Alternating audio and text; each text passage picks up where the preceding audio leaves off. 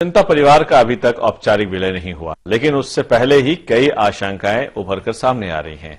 खासकर आरजेडी और जेडीयू का मकसद कि बिहार विधानसभा चुनाव से पहले इस विलय को अमली जामा पहना दिया जाए।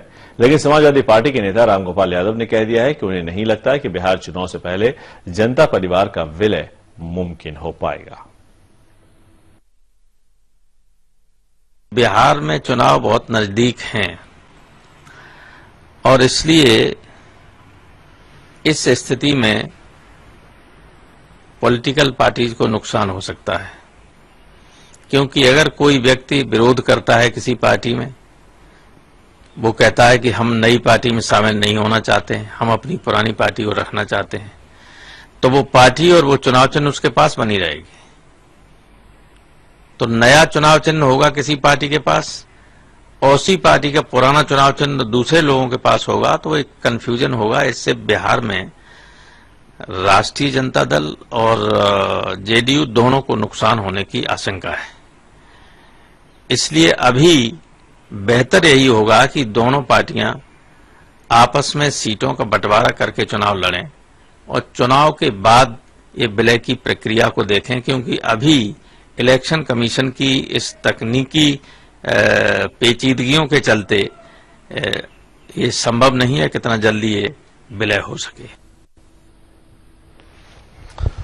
और जेडीयू अध्यक्ष शरद यादव ने कहा कि उन्होंने मुलायम सिंह यादव को अपना नेता माना है और वही इस पर बोलने के लिए अधिकृत है। ये काम जो है वो तो हम लोगों ने जो मर्जर किया है उसका सारी पार्टियों का अध्यक्ष जो है वो माननीय मुलायम सिंह जी को बना दिया है। ये बात उनसे पूछना चाहिए, उनका काम है ये।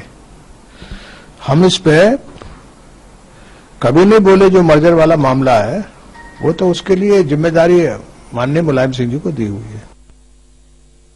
कोई भी दल जब मर्ज करता है तो ये चीजें हो सकता है थोड़ी बहुत झिझक पैदा करें, लेकिन संवाद के स्तर पर ये कहीं भी रोड़ा या अवरोध नहीं उत्पन्न कर रहा। तो मैं मानता हूं कि कई पत्रकार मित्र संभावना टटोलते हुए इस तरह की खबरें अखबार में लिख रहे हैं।